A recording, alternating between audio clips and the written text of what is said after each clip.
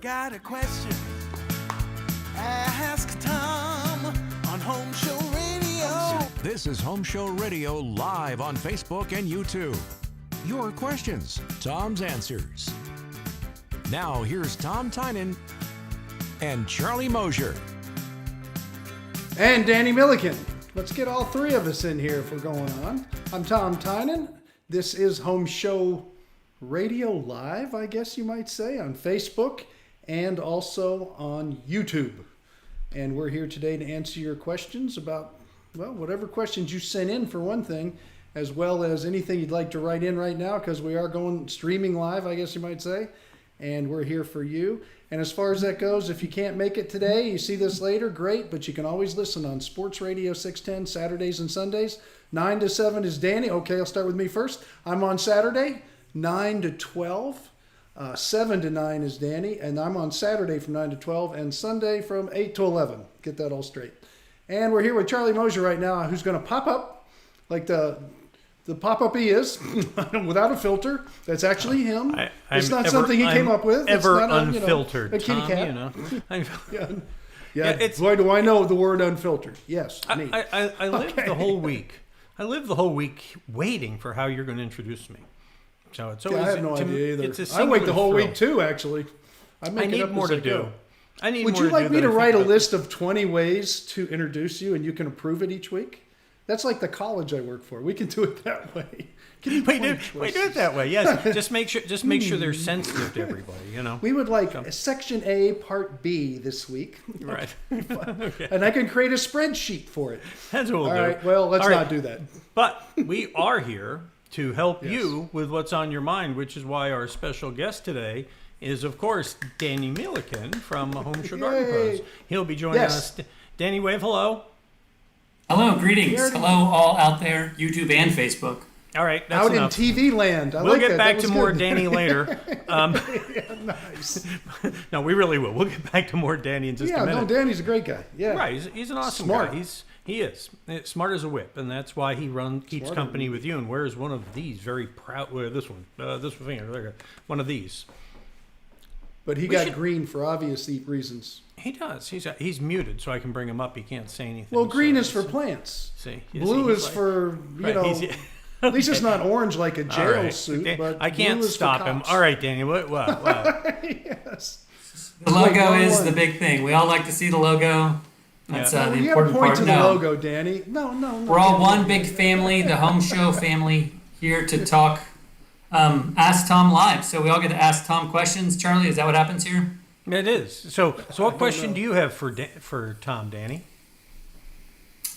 So, what kind of car parts do you use to fix your pipes? I use radiator hoses with 4 hose clamps, 2 on each end, and I shoot a screw with a washer through it so the hydraulic pressure doesn't pull it off in the middle of the night like it did at my house, and I flooded the neighborhood twice. Yes. This is not a joke. No, it's not a joke. This is real. He found a very easy way to get his pipes working before he got them all the way fixed. Everybody was lined up at Lowe's. I went over to AutoZone, and I said, "Can I look in the back at radiator hoses?" And the guy said, "Yeah, come on." Took my tape measure, got the right interior diameter, and said, "I'm out of here. I got plumbing to fix," and it worked. That's great. So right now, really did. There are people lining up over at O'Reilly and AutoZone and. Well, I heard that they quit doing it because it got bad, because everybody was on Facebook, not just me, but all us tinkering guys, we know that trick. Plumbers will use that trick, and they finally said, "No, we don't have any more radiator hoses." It was that bad. That's too funny. Well, Dany is here because he's going to help us in a couple minutes answer some questions about, the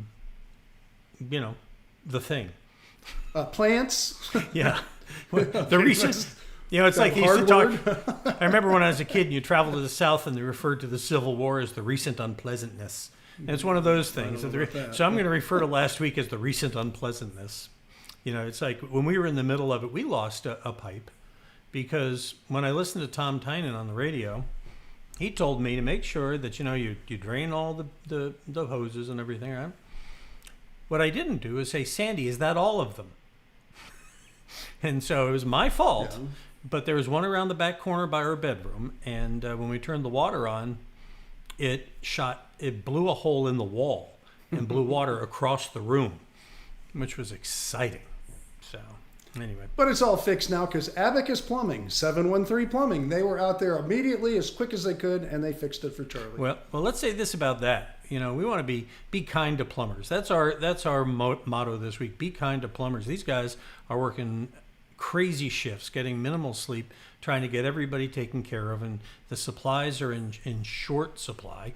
And so just be patient. They're getting to everybody. And I know it's easy to say when I've got running water, maybe you don't, but we really don't have a choice. So there's only so many hands and so many pipes. And Tom, I think it drives home the point about what you talk about the importance of training new plumbers. Well, it's funny you say that because on my way home today here, and this made my day. That's why I'm off. No matter what happened today, I am smiling and sleeping well tonight. I went to CVS. I was stopped by a car while I was walking to mine in the parking lot. The gentleman rolled down his window. He said, "Hey, you're Tom from TSC, which is Texas Southmost College." I said, "Yeah." And he goes, "I was one of your plumbing students. I start out with a great job in plumbing on Monday." His wife next to him smiling ear to ear, and my heart just glowed because one of my students, somebody realized plumbers are needed. And that's what I do during the week, and that made me very happy. That's right. That's awesome. All right. Yeah. So, Dany, what we do here normally, and we're going to do a couple of those, and then we'll get to you with some of your questions, is that we answer questions that come to us at homeshowradio.com on the Ask Tom section at Home Show Radio. And I've got one right here for you, Tom, that comes from Deborah at Rosenberg. She says, "I've been without water for about 8 days, and plumbers have tried to fix the plumbing, but when we turn on the water, new leaks keep springing up. A construction company referred me to a plumber who came out, and they fixed leaks twice, but they leave before the glue dries on the pipe, and I have to turn the water on, and then more leaks appear. Sheetrock's falling off the ceiling," she says. "Is it time to repipe my home?" Well, it sounds like she's got PVC. So let's start with the type of pipe she has. A lot of people will call and ask this question or write in and ask this question about, well, galvanized, for instance, and we will direct them to TDT, and they have a Duraflow system where they can, reline the entire system.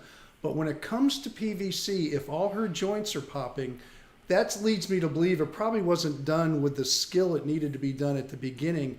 And now that freeze just loosened the joints because the pipes shrunk, and the expansion and contraction of the pipes in opposite directions pop those glue joints, and you put them back under pressure. And she could have that for a while. So I'm not sure what kind of plumber she's calling. I know she needs to get a really experienced plumbing company that can really evaluate her issue. But this might be the case, Charlie, where replumbing or repiping with a PEX product might be in store. And that's why I always tell people it's great. A PVC pipe is wonderful for a lot of applications, but for a primary home and for freeze, it's not a good thing at all. And this can happen. So it's not a candidate for some of the other fixes. If it's that bad, it could be a replumbing issue because nobody wants to go through this over and over again. It's not just that plumber didn't let the glue dry. There's something else going on. Yeah, I've heard from people that no one they know with PEX had a burst pipe. PEX has a lot of types, and the Uponor products are actually freeze-proof. The memory of that material, they can freeze it. It'll expand real big. You can actually beat it with a hammer and crank it back and forth, and then let it thaw, and it goes right back to it has a memory. It goes right back to its shape. So it's very impressive. Where they have problems there is, and you still have to drain your pipes, is the joints. And outside where the hoses come to the house and where the water goes underneath the cabinets to the stops for the sinks and for your washing machine and stuff, those are copper fittings. They can still freeze. So it's still best to drain them, but the probability of having it in your wall like a lot of other people have is probably very slim compared to some of the other pipes. You are right. Yeah, that's where I hear the connections and manifolds and all those, but that's where the PEX was failing. And I didn't know that there was copper at those connections, but that makes perfect sense. All right, let's get another one in here. This one comes, and then we're going to go to Dany. So, Dany. Good. I want to talk to Dany. We love you, Dany. We're coming to you. Hang on. We're coming. Fruit tree questions. All right. Well, good. Timothy in Sharpstown. Have you noticed all the questions today have a certain theme to them? He says, I have and by the way, if you have a question, remember that we are here live and we're happy to help you out. All you got to do is put your questions down here in the comment section. They'll pop up and we can help you out while we're here too live. Let's see. So Greg says, I have a gas water heater that has not come on since the freeze, and the pilot lit, but the heater has not come on. I open up the hot water tap upstairs in the bathroom, and dark brown water comes out. Should I drain this tank? You can try it, but that's not the reason it's not coming on. If it's a gas water heater, the burners are not igniting. So it has to do with the thermostat and the gas valve. And the little dial you have, you can turn it up and down to see if you can manually make it come back on. Maybe that's all it needs. I had to do that to mine where I turned it up and you hear a click and you hear the burners go whoosh and the burners come on. That's not the reason he has the dark water. I had dark water come out of mine. It's because of the freeze and draining the pipes, a little air getting in there. It's going to stir it up for a while. Good reason I always tell people don't drink or make coffee or anything from the side on the hot. That's for cold water. Don't get it out of your hot water tank. It's always got junk in it. But I would tell him to look more so at the gas connections, gas valve, and see if he can manually get that thing to start. It might be time for a new one if the gas valve got all crudded up and it's not working right, because then it's never going to for him. Now, I don't know if y'all are noticing at home, but Tom's kind of like, don't worry, it's not you, it's him. No, what do I do? It's his camera. Don't worry about it. We'll talk about it later. We just we got a little adjustment we have to make because it's like chasing focus, and we'll get to it. And there you go. What if I stay really still? Then it wouldn't be exciting. It would lose all the thrill that is watching you. No, but anyway. You would lose my personality. Okay, I'm ready. So let's get. I had to turn my phone off. Okay, fine. Thank you. I'm glad. There's nothing like being prepared. So let's go to. I thought I did. Yeah,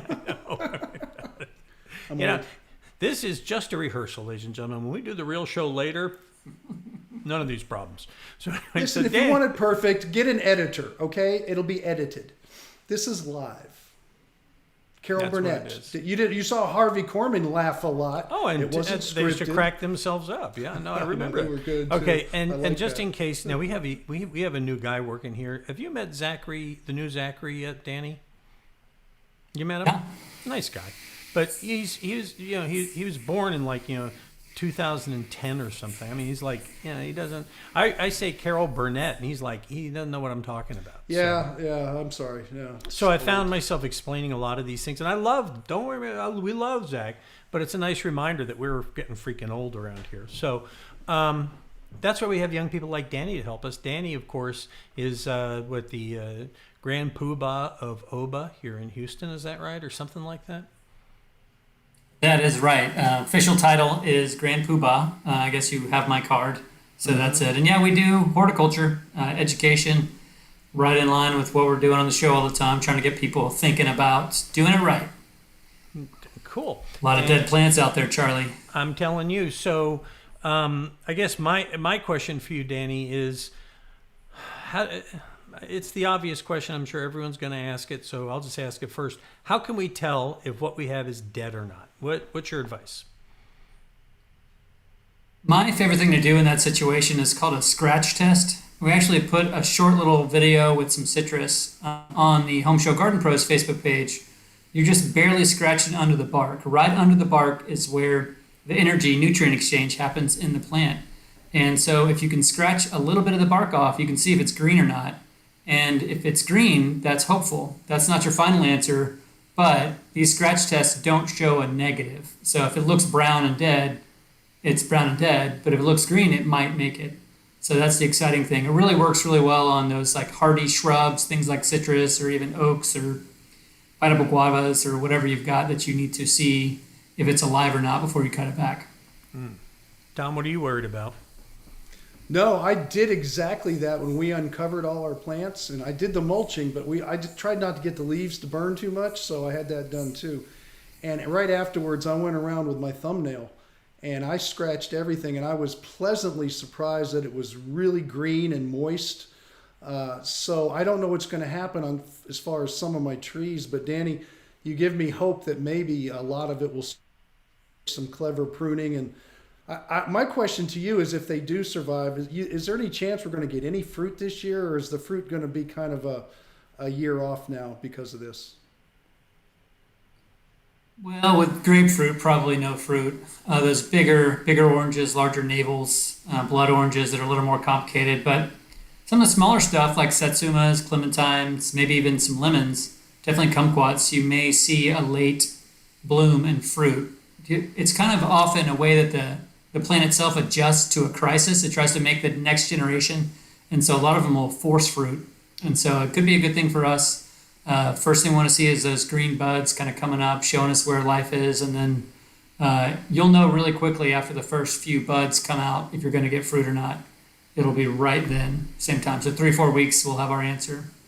Now it sounds like I need to call Dr. Phil to find out what kind of mood it's in. Okay, that's good. Is there sound quality? Huh? Wait, sorry, pears and apples? Yeah, that was my other set of trees. They didn't have a lot of leaves on them, but I could scratch them and they were green. Do you think they're going to be okay?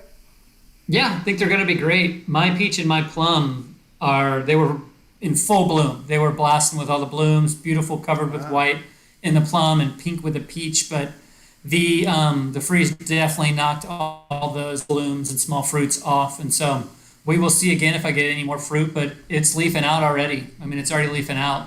So that is the nice thing about those deciduous plants is they store a lot of energy in the trunk and the branches. Now, I got one here, a question that came to us here. Yes. We got a question here came from CJ in Oklahoma. And I think it's CJ. He said, or maybe CJ's just okay. I don't know. But he says, my avocado trees, speaking of Dr. Phil, my avocado trees are weeping near the ground. Are they history? Yes. Oh, no. Sorry. So with the avocados, they do not like a freeze. And generally that weeping is water that is under the bark, outside of that nutrient exchange layer that's kind of flowing down. And that should be staying in the plant and not coming out. Now, depending on the amount of weeping, that could be adjusted and changed and maybe even saved. But if it's coming down at the very, very bottom, it's a really bad sign. So sometimes you get a peg or two of what looks like kind of sappy water. But if it's weeping at the ground like that, that's not good. So does that mean that we're going to have some issues with guacamole and stuff later this year? Well, if you're buying all your guac directly from Oklahoma, or buying it from CJ, we're pretty much done. Yeah. The Oklahoma avocado industry is going to take a serious hit. That's going to serious hit. Yeah, exactly right. Okay. I guess they're going to have to start using the tofu guacamole up there in Oklahoma. Yeah, a lot of soybeans. So. Okay. I'm good with that. All right. So, is there the stuff that we're waiting to find out whether it's we're going to do the scratch test and all that? Is there anything that we could be doing right now that could help anything that's like hanging like it's kind of on the bubble whether it's going to make it or not? With on the bubble stuff, the best thing to do is wait. Now, if a lot of the leaves singed, you really can go ahead and prune out the top 6 inches, something like that on hedges. So thinking viburnum. Now, a lot of the native plants that were used to being pollinator plants, that whole top is going to die. Lantana, salvia, even Hamelia. And so if you're someone growing those big bushy flowering plants, it's a great thing to do to just cut them all the way to the ground and mulch them really heavily. And I would do the same thing with a lot of my kind of strappier plants like agapanthus, different irises, different lilies, even some native grasses. Just cut them all the way down and let them come back from the roots. Get rid of that stuff blocking them, let the light get to the ground. All that's kind of what we're going for. But no, there's a lot to do right now. We don't have to wait on everything. Most of the natives I have already taken to the ground at my house and mulched it again. So first steps are find the natives, take them down to the ground. Anything about the soil? I know you hear about, is this a time to put like seaweed or something down or, That's exactly right, Charlie. I've been listening. The super seaweed. I got to tell you, I've been listening to this guy on the radio over here at HomeShow Garden Pros, and he's pretty sharp, and you bear a striking resemblance to him, Dany. Yeah, that guy. Look at those powerful forearms in that picture there. Man, Yeah, I wish yeah, that, Zach, that was. that's Zach in Photoshop. Anyway, so back to the seaweed. So two things. The big thing we want to do is activate roots. And Charlie, seaweed is a great thing to do. Any like oceany, fishy, seaweedy thing is a great thing for activating roots. Another one is called Rev.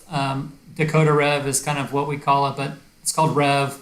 And it is another just root activator, really pushing roots forward. So Super Seaweed from Microlife is really what I'm putting out and just drenching it. So I put it in a bucket, I mix it with a lot of water, and I just pour it out. One thing you don't want to do is overwater. Having said that, we don't want to be watering and watering and watering. That will stress the plants a little bit more, and a little bit more might be the end. So I'd really hold back on water. We're getting some more rain today, so I wouldn't be watering anything. So that rain we have coming in is we should just not have it go somewhere else. No, just don't water those. Yeah. See, Water I with didn't that. get that one. I was listening very intently too. It's clear to me, Dany, that you don't do the show every week with me like Tom does, because you would know. Just ignore some of the shit Charlie says. Just yeah, move lucky on. you. Gotcha. Learn what everybody who watches the show has already learned, Dany. I'm just going to give you a little tutorial here, okay? So, all right.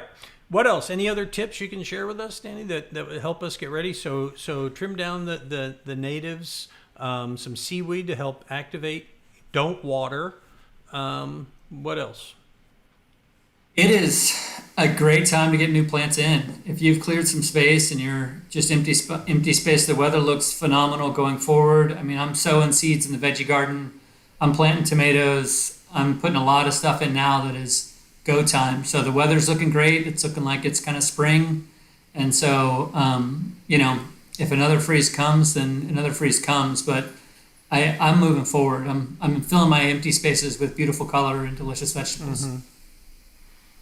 I will say, if you can run your mower over the lawn to chop up some of the thatch, you will help your lawn out. A lot of the green is at the very bottom. It's all the bottom half inch.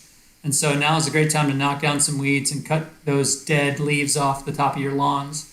That would be a great thing to do, to get out there, just mow over the top of everything. And just leave it in place. Let it be kind of fertilizer for later. Don't worry about bagging it up. But the more light you can get on those grass leaves, the faster it's going to grow.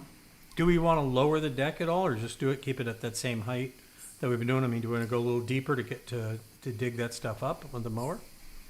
Yeah, I would say probably 2.5, 2 inches is a minimum on St. Augustine for this process. And so some people that's lowering it. Some people it's not. They just mow it at that height. If you got Bermuda, you can really get it down to 1.5 inches, something like that, for this purpose. Okay. So, but we want to get rid of those dead ones. All right. Well, cool. Well, Dany, thanks. Dany, I got one last question before you're going to let him go. In Harvey, after it was all over, getting plants from the nurseries. Well, there you go. Getting plants from the nurseries became a chore. I mean, everything was sold out. Do you expect that's going to happen this season? Should people get in and buy early? By May, they were out of plants after Harvey. I do believe it was Harvey that was the time, but I've seen that happen. What do you think this year? Tom, I've talked to a lot of nursery growers, people knew this was coming. That industry, they knew it was going to come, and a lot of them were able to protect a lot of plants. And so it's not going to be like Harvey that was a really surprise and really wiped out a lot of anywhere, within 100 miles of the coast was pretty much destroyed nursery-wise. And so a lot of the tropicals, subtropicals took a real hit. I don't foresee it being quite as severe as that. I will say, shop local and be flexible, and you won't have any plant problems. Maybe don't do the exact thing you do every year. I've got to get the white caladiums in or whatever. Mm-hmm. Shop local, shop flexible, and you will be satisfied with the plants that are out there. That's a great point. You could see the freeze coming. We were warned about it. Whereas these other things we weren't expecting such a catastrophe. So, and it hits everybody. Nobody could prepare. I never thought of it that way when it comes to plants. So that's interesting. I'm glad to know. I hope everybody else is too. Yeah, the tough thing was the loss of power, right? I mean, that was what was so surprising, is that everybody made their plans, but then the power was lost and everybody lost the heat that they were going to rely on to protect pipes or plants. So kind of the same situation on both fronts. Thank you. That was awesome. Yeah, thank you. Thanks for having me. Always fun to see you guys. That's awesome. And I'm gonna add one thing to what you said, Dany, about buying local. I can think of 6 places where we'd recommend you go shop local. Any of the Home Show Garden Pros, they're the ones who, all kidding aside, I mean, these are the local businesses that are really invested in helping make your home look great, and they've got the know-how to make sure you buy the right things. When you go to the tent people, you don't know what you're going to get or where it came from, and these guys are careful about what they buy and what they put in the store, whether it's the Kingwood Garden Center, Enchanted, Plants for All Seasons, Warren's, Nelson's, all of them are there to help you out. And of course, our Home Show Pro, RCW, up there at 249. Now, I know he's having a challenge getting stuff in, but he's working hard to get it in, as they all are. And so the key, I think, in all of this is let's remember to take care of the people who are going to be there to take care of us, and always buy local and buy from people who know what they're doing. Yeah, it's wild what we've learned about kind of frontline workers. And you mentioned plumbers earlier. Easy to take for granted these growers and these plant salespeople. So that's a great word, Charlie. Those companies that Charlie pointed out are phenomenal places that are focused on supporting a local economy. I'd encourage you to do the same. You bet. All right. Thanks for having me, you guys. Dany, thank you. Thank you for coming, buddy. It's great having you. Thanks, Dany. Well, okay. So there we are. Now it's you and me again, buddy. Okay. Kind of miss him kind of in between us there. It's like, I like Dany. I learned so much. I just listened, and I've got like 10 things I have to do now, and I feel confident that it's going to help tremendously. So that's why I never listen to that him. show. I have enough to do, Actually, since we started producing that show, I want to tell you something. Sandy, my wife, has become the most amazing gardener. I mean, this is somebody who, like me, always used to do her gardening with a fountain pen and a checkbook, but she's learned how to do a lot of this, and is really, and needless to say, it was a much gnashing of teeth and tearing of garments on Monday and Tuesday, looking out at the backyard. Yeah. So, but then I told her, I said, "Hey, look at the bright side. You get to go buy more." And I was going to say, she's still got the checkbook in the pen. She's just planting it herself now. Yeah, but I took out the ink. It still cost. I took the ink out. So that's good. Hey, let's get. I was wondering what that blue stain on your lips was. That's exactly right. All right, let's get back to some questions here. All right, Greg in Copperfield has one for us, Tom. He says, "I have a 2-story and had a few pipes burst. I'm waiting on a plumber, but until the plumber shows up, the hot water heater is in the attic, and I have the valve shut off there. I also have the water off at the house, and the outside faucet's open. I notice when flushing the toilets, water is coming out of one of the faucets. Talk him off the ledge here. Has he got something to worry about?" When he flushes the toilet, water comes out of the faucet? That's what I'm saying. I don't know. That just makes no sense at all. But what I would tell him this, if there's a particular faucet that's giving him this problem, okay, that's the way it is. I would go underneath that cabinet, and I would close what we call the stops. The stops are the little valves right underneath the cabinet that shut the water off to the faucet.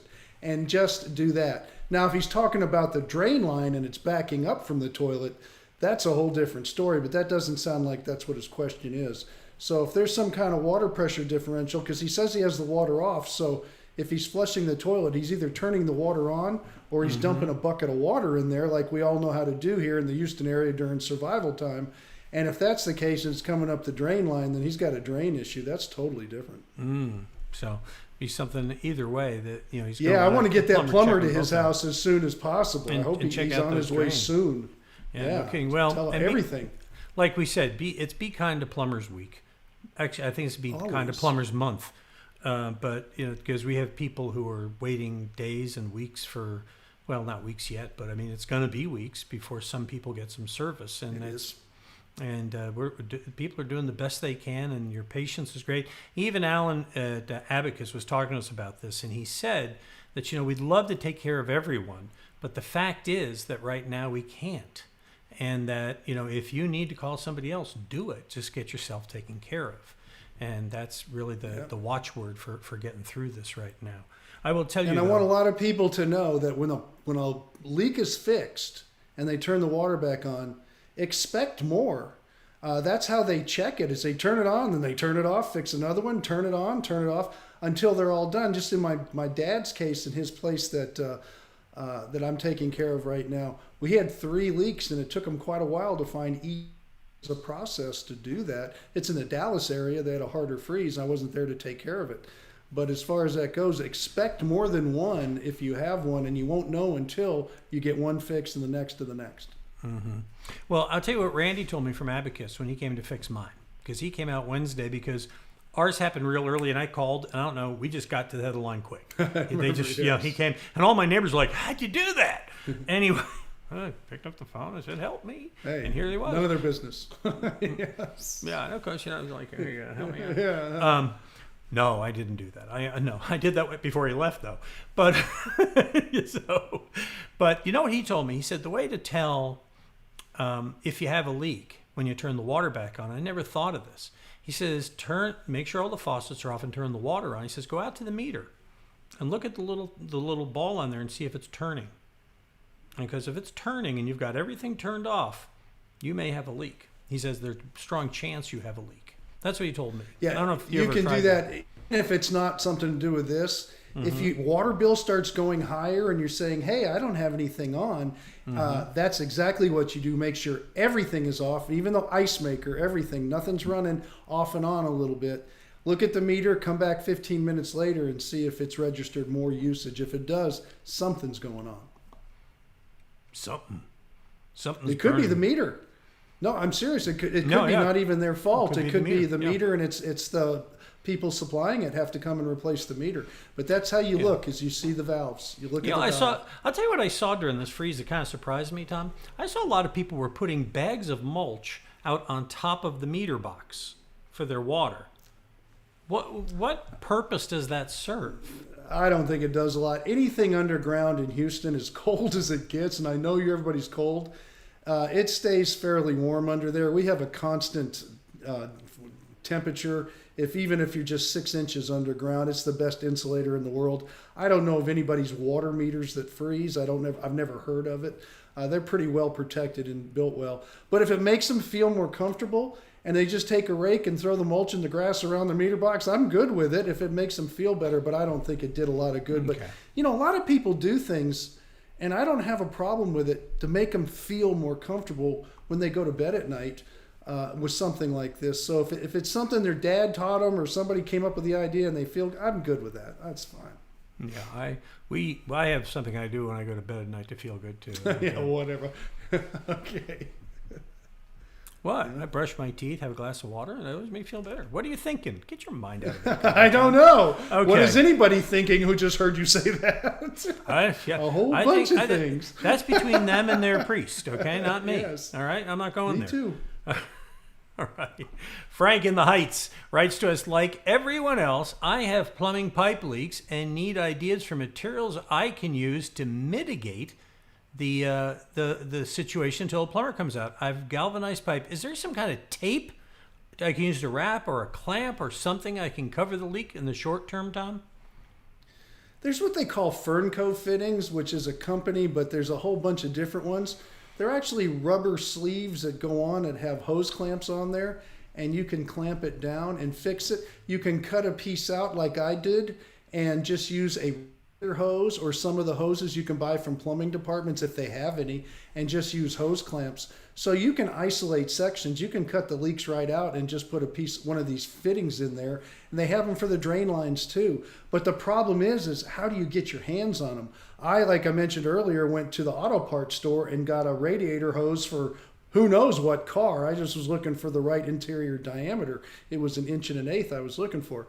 And so I found that, and it bent right into shape. But that's what you can do, is you can isolate the leak, cut it out, and connect it with one of those fittings that are made for that. Or you can actually use radiator hose and hose clamps. It will work. I know. Yeah, we talk about waiting, getting a good qualified professional out.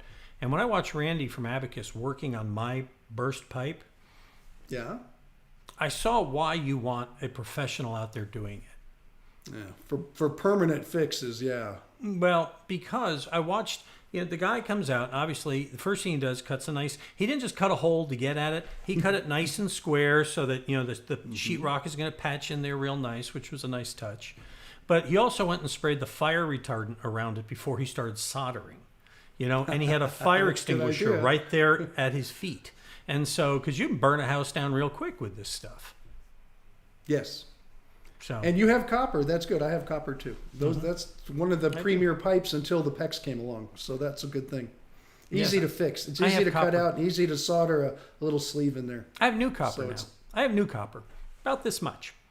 So no, it's very shiny, I'm sure. It's shiny. I hope he insulated it before you put it back together. Sandy, you said you like shiny things. Okay. Yeah. Here you go. Last question we have for you today. My sheetrock, this is from Vitena in Humboldt. She says, my sheetrock was damaged in my garage from a pipe that burst during the freeze. Do you recommend that I insulate my garage before my sheetrock is replaced? It's attached to the house. There's no heating or air conditioning in it. And who would you recommend to do that kind of repair, Tom? The only wall, first off, the only wall I would insulate in an attached garage would be the wall that is the same wall as that's in the house. You have that wall that separates both. The rest of the garage, it doesn't make any sense to insulate. It's not going to do any good. So no, I would not do that. But if it's a common wall, it needs to be insulated with the house, and that can be done by whoever does the patching. It's very simple to do. Rudy's Quality Painting, of course, is a great company to call for, and he's going to be really busy for a while. There's lots of patching and sheetrock work and all that stuff that's going to be done, and a lot of that's covered with your homeowner's insurance. Please, if you have this damage, please call your homeowner's insurance and your adjusters if you have insurance. A lot of that's what the insurance is for, is to cover these costs. But they can put the insulation in, but don't insulate the rest of the garage, just the wall that is common with the house. So, in other words, an air-conditioned space, just that's space. Right. Leave everything else to breathe. Okay. That's right. It's just not going to do any good. Insulation does not make things warm. It just holds heat if there is any. But if it's cold in the garage and it's cold outside, it's still cold. Mm-hmm. I mean, your insulation will be cold too. It's not a heating element. It's just something to separate the two temperatures, the super cold and where you have a heated space, so you don't overuse your heat. It's like the McDLT. No, we talked about that. You don't remember that. Keep the hot side hot, packaging. The cold side cold. Oh, that one. Yeah, I remember that. Yeah. All right. I actually remembered it now. Yeah. Yeah, as much as you try to get things like that out of your head, it's like trying to get the smell of French fries out of your car after you've had them. So I know, but even the reason that didn't work is that one bun was hot and one bun was cold. Yeah, I never thought of that. I did. That's why it didn't work. I remember the story of it now. Well, Jason Alexander, the guy who played George Costanza, he blames himself for the failure of that because he did the commercial for it. And, he blames himself. So. Well, maybe. All right. So let's time to land the plane. Let me cover a couple things. If you want to get a question on our program, by the way, I'm aware that you may have put some questions in that we didn't get. We're having a little challenge here, and I've been trying to fix it during the show, and I'm going to have to go to the eCam people and figure out why we're not getting the comments to come up in here like they should be, and we'll get to the bottom of it, and I appreciate your patience as we work through these things. But if you want to get your questions, the quickest way to get your questions on here or in our daily AskTom videos, or of course, or our early edition, which is just, it's a broadcast tradition at my house. You go here to HomeShow Radio, you click on that blue button right there. It says Ask Tom. It'll take you to this page where you can either use the form, you can send us a video or whatever. We post a new video. Tom and I do. I ask the questions, he answers them, and we post them. Actually, Zach posts them to Facebook and YouTube and, of course, HomeShowRadio.com, which is where you will find all our Home Show pros cleverly hidden on the homepage. You scroll down, and there they all are. And if you don't know their name, but you know what you need, you click on this Find a Pro button. It'll open up this page where you will find all of them organized by a category. And they're all happy to help you and happy to let you wait a little. I mean, I know I don't mean that. I mean, they're all going to be very busy. Good contractors are going to be busy, and you have to decide if you're willing to wait to have it done right, or you want to have somebody fix it for now and then have somebody come in and fix it right later. That's it. Okay. Just get it fixed. Get it fixed right. And this weekend, Tom? This weekend I'll be on the air on Saturday 9 to noon and Sunday 8 to 11 on Sports Radio 610. No doubt about it. And remember Dany. Danny's on 7 to 9 before I am from 9 to 12 on Saturday. No doubt about it. I like Dany. All right. I don't want to ignore him. What's not to like about him? He's our little leprechaun. He's in competition. No, not at all. Danny's not a at buddy. all. No. Yep. And I'll tell you, folks, the thing Tom likes best about Dany? Lets him sleep an extra hour. Because Tom used to come on at 8. Now he comes on at 9. Yeah. And all of a sudden I'm getting up at 4:30 every morning. Go figure. I finally get to sleep and I don't. I get more coffee. It's a melatonin issue as you're getting older, and we'll talk about that off the air. It's absolutely what it is. Yeah. All right. Hey, that's it for this week. We will see you here again next Thursday. Next Thursday, by the way, is going to be a pre-recorded show, but we have got some surprises coming for you on that. I will be traveling next week, but we will have a show here for you next Thursday at 4 o'clock. It's Ask Tom Live on Facebook and YouTube Live. Got a question? Ask Tom on Home Show Radio. Home Show Radio. Free advice from a pro who knows. Home Show Radio. Home Show